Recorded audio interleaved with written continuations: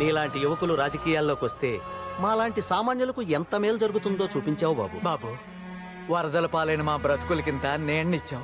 మా అందరి బాగు కోసం ఇంత చేశావు. నీ కోసం ఏం చేయడానికైనా మేము ఎప్పుడూ సిద్ధమే బాబు. అధికారంలో ఉండి నాయకులు చేయలేని పని అజ్ఞాతంలో ఉండి మీరు చేశారు. మీ సిద్ధాంతం నక్సలిజమా? హ్యూమనిజం. ఈ విషయంలో మీరేం చెప్పదలుచుకున్నారు? నిజాయితీగా సేవ చేయి, లేదా రాజకీయాల్లోంచి తప్పుకో. మీ కార్యాచరణ మంచిదైనప్పుడు మీరు రహస్యంగా ఉండడం దేనికి? మేము టెర్రరిస్టులం కాదు అని నిరూపించేదాకే తప్పదు. రాజకీయ నాయకుల గుండెల్లో సిద్ధార్థ పుట్టించిన ప్రకంపనం పెను మార్పుకు దారి తీసేలా ఉంది. ఎంతో నేర చరిత్ర ఉన్న పప్పు యాదవ్ లాంటి వాడే భయపడి నిధుల్ని సక్రమంగా వినియోగించడంతో ఇదే దారిలో నడిచి మిగతా ఎమ్మెల్యేలు, ఎంపీలు కూడా ప్రజా సంక్షేమం పట్ల శ్రద్ధ వహిస్తున్నారు. సిద్ధార్థ హెచ్చరికకు వెనుక ఏ అదృశ్య శక్తో ఉండి నడిపిస్తోందని అన్ని పార్టీల వాళ్లు ఎలక్షన్ మేనిఫెస్టోల్ని బూజు దులిపి ఆచరణలో పెడుతున్నారు. పోచమ్మా సార్, ఈసారి వాడు ఫోన్ చెయ్యగానే ట్యాప్ చేయండి. Okay sir. కొడుకు దొరకని చెప్తాను. ఆగండి ఆగండి ఆగండి ఆగండి. ఏంటి పప్పు, పనులు మానేసి అందరూ ఫోన్ కోసం వెయిటింగా? ఏయ్ సిద్ధార్థ, నువ్వు చెప్పిన పనులన్నీ చేశాను కదా, ఇంకా నా వరాన్ని నాకు అప్పగించేయి. మూఢ వస్తే 3 నెలల దాకా ముహూర్తాలు లేవట. అయితే ఓ పని చెయ్యి, నువ్వు అర్జెంటుగా నీ పదవికి రాజీనామా చేసి రాజకీయాల్లోంచి పర్మనెంట్గా తప్పుకో. రేయ్, ముక్కలు ముక్కలుగా నరికి పోగులు పెడతాను. వింటున్నాను కదా అని మీటింగ్ పెడుతున్నావా? ఓ గొంతు మారుతుందేంటి? అది కాదయ్యా సిద్ధార్థ, ఇప్పుడు నా పదవితో నీకొచ్చిన ఇబ్బంది ఏంటి చెప్పు? ఇబ్బంది నాకు కాదు, జనానికి. మా నలుగురిని లోపల పంపించేస్తే పని అయిపోద్ది అనుకున్నావు కదా, అప్పుడే ఏమైంది పప్పు. ఇప్పుడు చూద్దుగా, ఇన్నాళ్ళు నేను ఒక్కడే నీకు శత్రువుని. ఇప్పుడు నాలాంటి వాళ్ళు 100,000 వేల కొద్ది పుట్టుకొస్తారు. రాజకీయ గూండాలని తరిమి తరిమి కొడతాం. ఆడు మనందరినీ అవలేగాలం చేసి ఈ చుట్టుపక్కలకెళ్ళి మాట్లాడుతున్నాడంట. మీరు కంటిన్యూ చెయ్యండి. సిద్ధార్థ, సరే అలాగే చేద్దాం. నా పదవి పోయినా నా వరం నాకు దక్కితే చాలు. కానీ అందరూ ఊరుకోండి. ఆ మెగాఫోన్ ఇటు.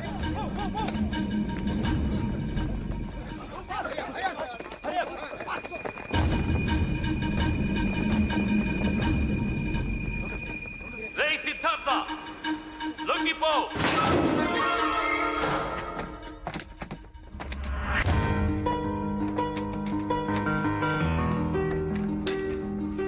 వరం,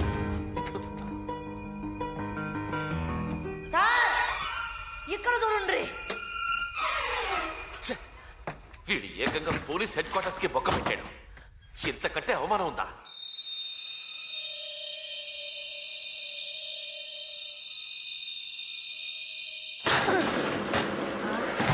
సహా తనకు తానుగా కోర్టులో లొంగిపోకుంటే, బాంబు బ్లాస్ట్ కేసులో, జైలు నుంచి తప్పించుకున్న కేసులో, వరలక్ష్మిని కిడ్నాప్ చేసిన కేసులో అతన్ని మోస్ట్ వాంటెడ్ క్రిమినల్ గా భావించి అతని మీద షూటెడ్ సైట్ ఆర్డర్స్ జారీ చేస్తామని హైకోర్టు ఇవాళ హెచ్చరించింది.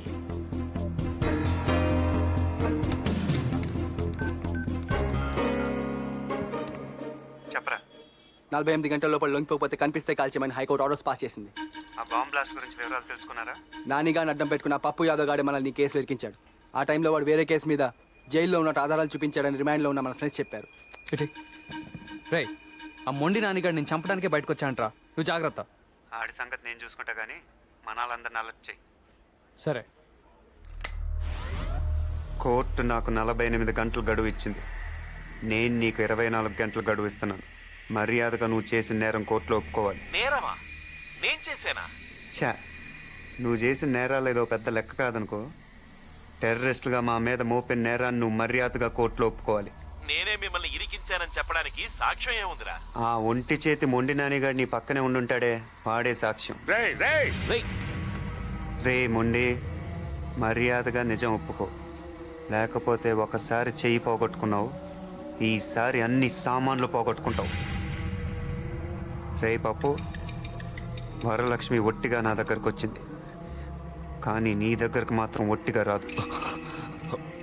10 మందికి మంచి చేయటం కోసం నీలాంటోడికి చెడు చేయటానికి కూడా వెనకాడు.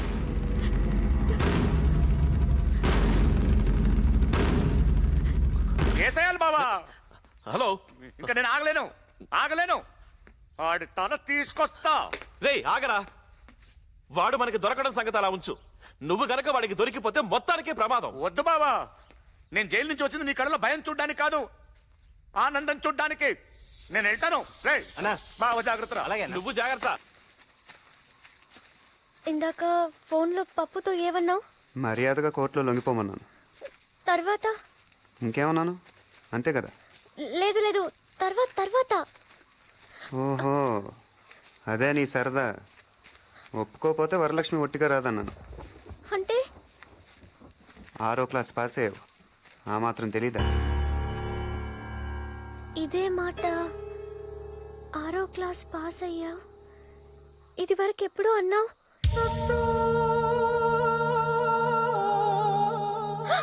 అంటే ఈసారి నిజంగా అన్నంత పని చేస్తావా? నిజంగా అంటే అబద్ధంగా ఏమైనా చేశానా? లేదు లేదు, ఏం చేయలేదు. నువ్వు మరీ అంత చెడ్డోడివి కాదు కదా. మరీ అంత మంచోడిని కూడా కాదు.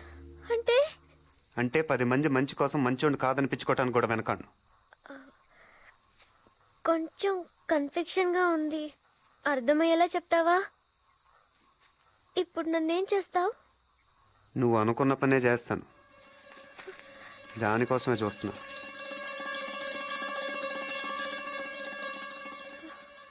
పప్పు దగ్గరికి వెళ్తావా? నిన్నే అడిగేది, పప్పు దగ్గరికి వెళ్తావా? ఓసారి అటు చూడు.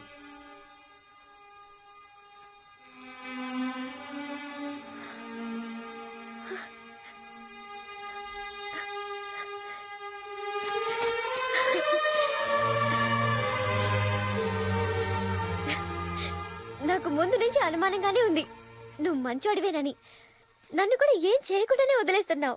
ఆయనతో చెప్పి నిన్నేం అనొద్దంటానులే. మరైతే వెళ్ళిరానా? జాగ్రత్త. మీ ఫ్రెండ్స్ అందరినీ అడిగానని చెప్పు. హ్మ్? ఇప్పటికైనా ఒప్పుకుంటావా ప్రేమ ఎంత గొప్పదో? ఏదో చెప్తుంటావు, ప్రేమ దోమ వంకాయ ఇవేగా. చూసావా దాని పవర్ ఏంటో? నీలాంటోని సైతం మార్చేస్తుంది. అయినా అసలు నువ్వు ప్రేమ అనేదే లేదంటావు కదా.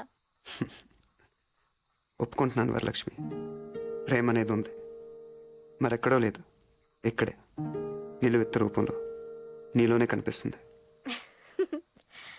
నీ ప్రేమను చూసి అందరూ గర్వపడాలి వరలక్ష్మి, జాలి పడకూడదు. పప్పు యాదవ్ ఒక గూండా, ఒక రౌడీ. ఇవాళ అతను చేసే తప్పులకు అతను ఒక్కడే బాధ్యుడు. రేపు అతను చేసుకుంటే నువ్వు కూడా భాగం పంచుకోవాల్సి వస్తుంది. నీలాంటి అమాయకులు ఆ గుండాలకు బలైపోయినా మా లక్ష్యం నెరవేరినట్టే. ఒక్కసారి ఆలోచించి వరలక్ష్మి, కావాలంటే మీ ఊళ్ళో మీ బామ్మ దగ్గర నేను వదిలిపెడతాను.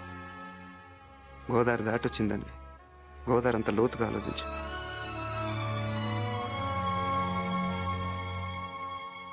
వరం వచ్చాయి, నువ్వు ఇటు వచ్చాయి వరం. ఈ రోజుతో వీడికి మూడింది. రేయ్, నా వరాన్ని అడ్డం పెట్టుకుని ఇన్నాళ్ళు నన్ను ఆడించావు, లేకపోతే ఎందరినో చిటికలో లేపేసిన వాడిని. నువ్వు నాకు లెక్క కాదు. వరం, నీకేం భయం లేదు, వచ్చేయ్. ఈ రోజు వీడి రక్తంతో నీ కాళ్లకు పారాణి రాస్తాను, వచ్చేయ్. రే రండ్రా, ఎక్కడ చచ్చారు? ఈ రోజు గుమ్మ ముందే పాతి పెట్టాలి. వచ్చేయ్ వరం, వచ్చేయ్.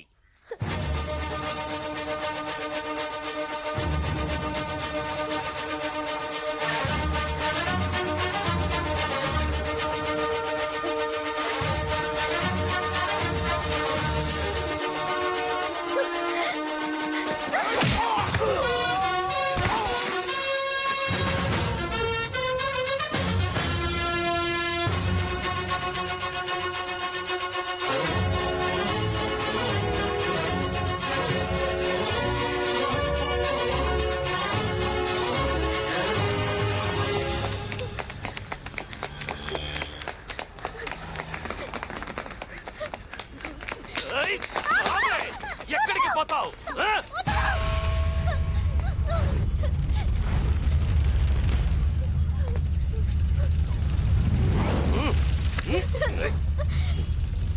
రేయ్, దీని కళ్ళ ముందే ఇది ప్రాణాలు తీయండిరా.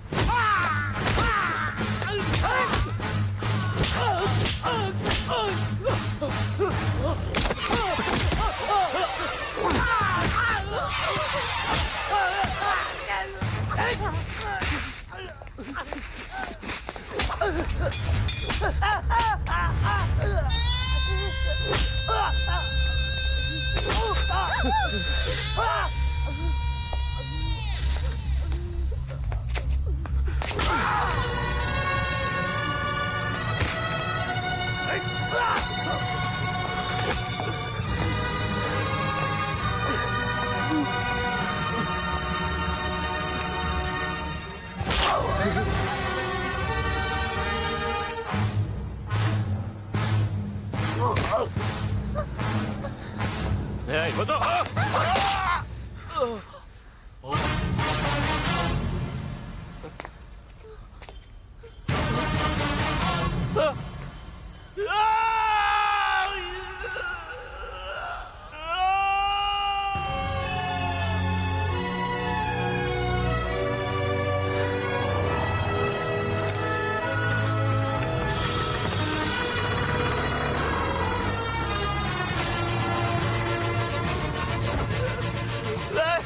కత్తి పాలలోకి దిగబడిపోయింది, తీయండ్రా.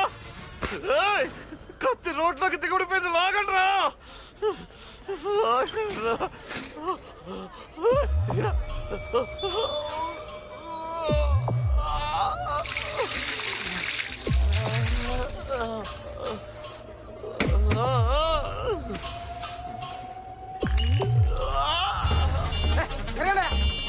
మీకే చెప్పేది వెళ్ళండి.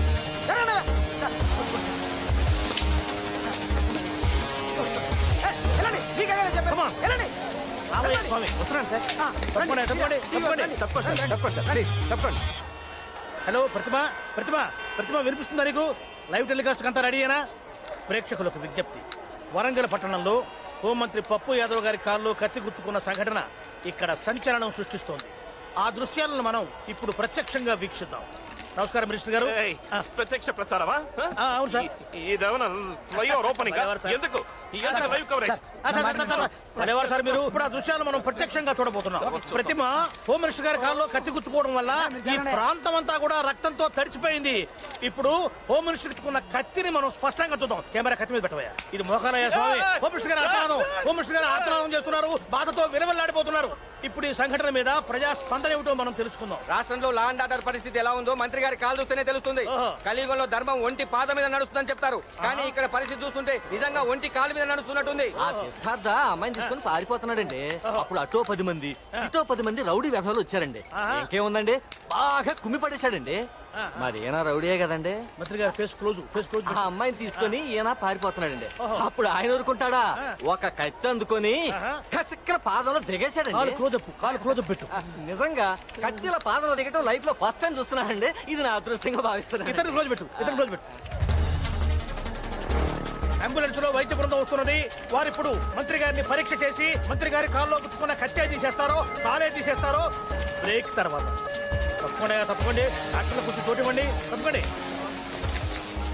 కత్తి లోతుగా దిగినట్టుంది. డాక్టర్లు ఇప్పుడు మంత్రి గారి కాళ్ళను శుద్ధి చేస్తున్నారు. డాక్టర్ గారు, పరిస్థితి ఎలా ఉంది? ఇప్పుడప్పుడే ఒక అంచనాకు రాలేకపోతున్నాం. Don't disturb. Don't worry sir, కత్తి తీసేస్తారు. కత్తి రాకపోతే కాలు తీసేస్తారు. ఓ గుణపం తీసుకురండి. గుణపమా?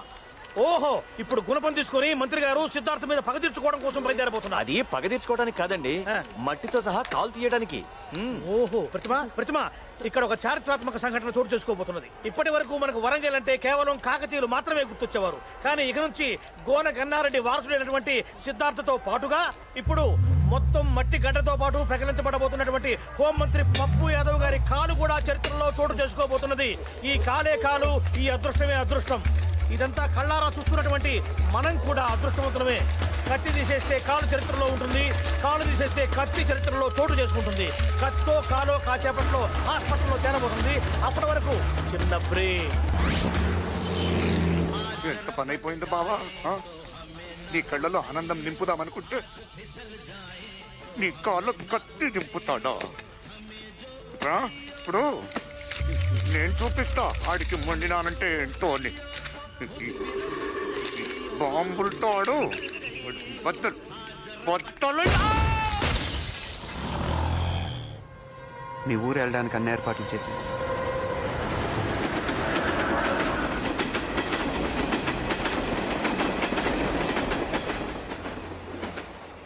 పప్పు యాదవ్కి ఇప్పుడు దాకా నేను ఒక్కని శత్రువుని. ఇప్పుడు నువ్వు కూడా. అయినా నువ్వు మీ ఊరు చేరేలోగానే వాడిని కోటుగుమ్మ ఎక్కిస్తాను. మీ బామ్మని అడిగానని చెప్పు. గోదావరి దాటి ఇంత దూరం వచ్చావు. ఈసారి 7వ తరగతి కూడా దాటి.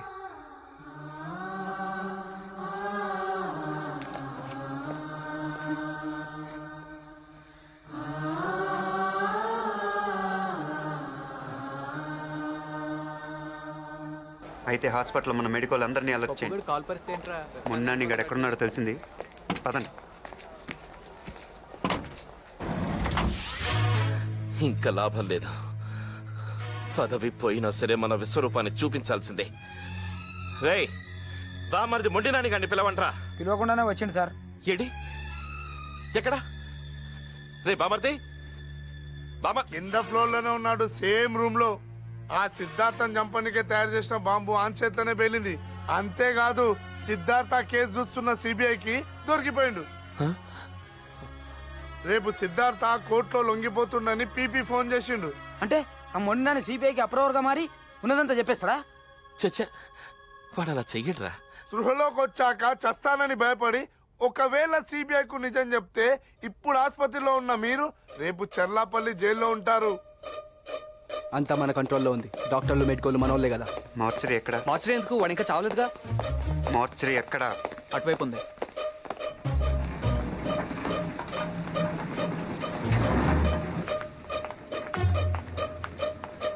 వీడి అచ్చం మొండని గడి పర్సనాలిటీయే. తాగి అరెస్ట్ చేస్తున్నాడని పెళ్ళమే చంపేసిందంట. బాడీయే కాదు, బయోగ్రఫీ కూడా సూటే. అంత క్లియరేగా? రావచ్చా? ఐసీ ఎక్కడ? అటు నుంచి లెఫ్ట్.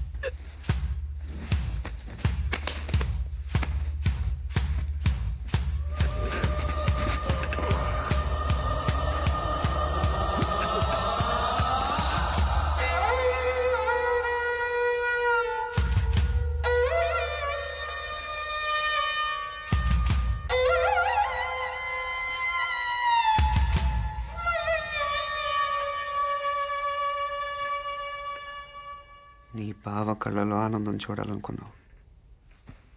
ఆడ నీ కళ్ళల్లో చావు చూడాలనుకుంటున్నాడు.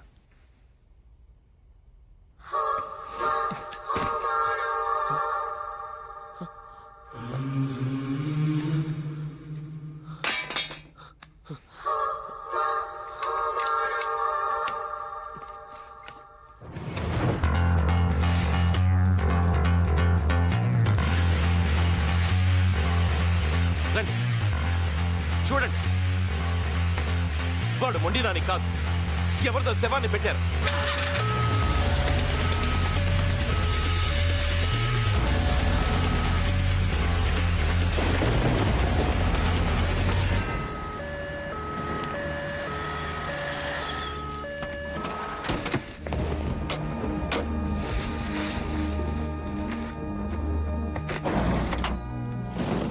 వరలక్ష్మి వెళ్ళిపోయింటుందంటావా? ట్రైన్ బయలుదేరే ముందు మన వాళ్ళు ఫోన్ చేస్తా అన్నారు. వర్షం పడుతోంది, ట్రైన్ లేటో ఏమో.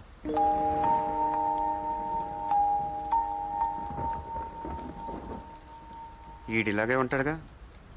మళ్ళీ స్పృహ వచ్చేది రేపు కోర్ట్ టైంకే.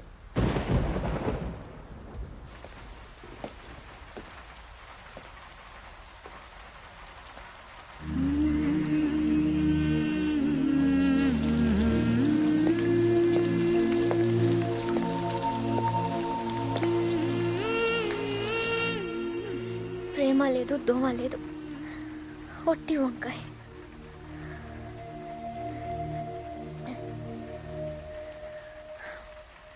నేనేం బాధతో ఏడవటం లేదు, మోసపోయానని పశ్చాత్తాపడడం లేదు. ఏ మొహం పెట్టుకుని ఊరెళ్ళాలని ఆలోచిస్తున్నాను. ఈ మొహానికి కొంచెం తలెత్తుకునే అవకాశం కల్పిస్తావా? జనాల్ని మోసం చేసి ఈ నాయకుల్ని తరిమి కొట్టే పనిలో